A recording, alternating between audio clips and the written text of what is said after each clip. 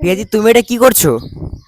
আরে আমরা এসেছিলাম পুজো দিতে। আজ থেকে 5 বছর আগে আমরা একটা মানত করেছিলাম, মানে আমরা যদি জায়গা কিনতে পারি আর বাড়ি মানে জায়গা কিনতে পারি তাহলে এসে মায়ের কাছে পুজো দিয়ে যাবো, সতীমা মায়ের কাছে। তখন ঘোড়া বেঁধেছিলাম, তো এটা হচ্ছে কি আমাদের মানতটা পূর্ণ হয়ে গেছে।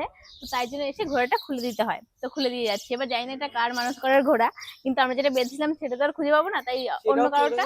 হ্যাঁ, সেটা তাই আমরা অন্য একজনেরটা খুলে দিচ্ছি, যে আমাদের মানতটা যেহেতু পূর্ণ হয়েছে, আমরা একটা জায়গা কিনে নিয়েছি, তো তার জন্য আজকে এসেছিলাম পুজো দিতে। আর ঘোড়াটাও খুলে দিয়ে যাচ্ছি। আবার মানত করবো মায়ের কাছে নতুন কিছু, আবার যখন পূর্ণ হবে আজ আবার আর পুজো মানত দেবো। করা না, যাবে না। আজকে করেছি আজ নাকি আমি? তো আমরা পূর্ণ হয়েছে তাই হ্যাঁ, পুজো দিতে এসেছি, আমি আবারও কখনো পুজো আমিও দিতে এসে পুজো দিতে মানত এসেছি, করবো। মন থেকে ডাকতে এসেছি মাকে, মা আমাদের আশা পূর্ণ আর করেছে। এটা হয়তো অনেকেই বলবে যে এটা এরকম হয় নাকি, তাই তো এটা যার যার মনের হ্যাঁ, বিশ্বাস, যে এটা আমাদের বিশ্বাস যে হ্যাঁ এখানে এইখানের যদি, এই সতী শুধু মায়ের। এখানে না, আমরা বহু জায়গাতে বলেছি, তো সব জায়গাতেই পুজো দিতে হবে। হ্যাঁ, আমরা পেরেছি তার জন্য। কারণ কোথায় কিভাবে কার মানুষ কোথায় কাজে লেগেছে সেটা তো জানি না। সব তো ভগবান সব একটাই। জায়গাতেই পুজো দিতে হবে। আমি মনে করি ভগবান তো সব ভগবান একটাই। একটাই। তো চলো, পুজো দিতে এসেছিলাম, পুজো দেওয়া হয়ে গেছে। হুম। আর প্রিয়া কিন্তু এই ড্রেসটা নিয়েছে মিশো থেকে। লিঙ্ক কিন্তু লিঙ্ক কমেন্ট কিন্তু বক্সে দেওয়া কমেন্ট আছে, বক্সে চেক দিয়ে করতে ভুলো দিয়েছে, না। চেক করতে একদমই ভুলো না।